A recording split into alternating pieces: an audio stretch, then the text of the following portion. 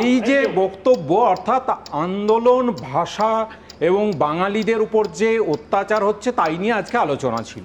সেই আলোচনাটা আমি মনে করি বাঙালি হিসাবে যতটা তৃণমূলের, এখনই বলছিলেন না যে তৃণমূল বিজেপি সব, যতটা তৃণমূলের ততটাই বিজেপির, ততটা বিরোধী অন্যান্য দল যারা আছে, যারা বিধানসভায় নেই তাদেরও। আলোচনাটা কেন হলো না? আলোচনাটা করতে চাইলো না বিজেপি কারণ তারা চরিত্রগতভাবে আসলে বাঙালি বিরোধী। এবার বলছিলেন রাস্তার লড়াই আর আইনসভার লড়াই সব এক হয়ে যাচ্ছে, না এক হচ্ছে না।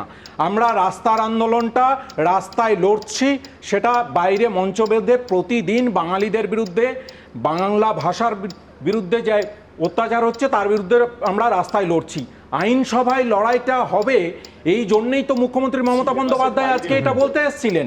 এইবার যে প্রশ্নটা আপনি করলেন যে বিরোধী থাকলে বলা যায় না আর শাসক দল হলে বলা যায়, ছবি দেখালাম তো দুটো একদম আলাদা ছবি, আলাদা অবস্থা। আমি বলি যে বিরোধী বা শাসকের ব্যাপার নয়, লোকসভার একটা পরিসংখ্যান পরিষ্কার করবে। প্রথম লোকসভায় যখন আমাদের ফার্স্ট লোকসভা, তার অধিবেশনের দিন কত ছিল? 135। আজকের এই গত লোকসভায় যে অধিবেশন তার কত? 55। সেই জায়গায় নামিয়ে এনেছি, সেই জায়গায় নামিয়ে এনেছি। আমি বলছি শাসক বিরোধী এই যে অধিবেশন নামিয়ে আনছি এবং প্রত্যেকটা বিলে 2.5 ঘন্টা অ্যাভারেজ টাইম দেওয়া হয়েছে। 34% বিল 1 ঘন্টার কম টাইম আলোচনা করে বিজেপি সরকার বিল পাস করে দিয়েছে। ওখানে বিরোধীদের ঘুরে ফিরে বিজেপি সরকার বলছে এক সেকেন্ড সজল, আমার প্রশ্নটা পরিষ্কার, সেটা হচ্ছে ওখানে সাসপেনশন হলে সেটা গণতন্ত্রের টুটি টিপে হত্যা, এখানে সাসপেনশন হলে সেটা গণতন্ত্রের টুটি টিপে হত্যা নয়। না না, সাসপেনশন হলে গণতন্ত্রের হত্যা ওখানে তো বলতেই দেওয়া হয় না।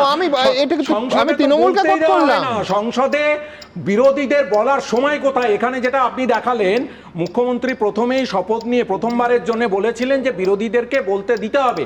আপনি যদি গত যতগুলো অধিবেশন হয়েছে প্রত্যেকটাতে তুমি টাইমলাইনটা ভুলে যাচ্ছ, যেটা দেখালাম ওটা 11, আমরা আছি 25 সেপ্টেম্বরে, 4 সেপ্টেম্বর অধিবেশনটা শেষ হয়েছে। সেই অধিবেশনেও দেখুন এখানে একজন বিধায়ক আছেন বিরোধী দলের, তাদেরকে বলতে দেওয়া হয় কি হয় না তাদের টাইমটা দেখুন, আর আমাদের সংসদে কাউকে বলতে দেওয়া হয় না।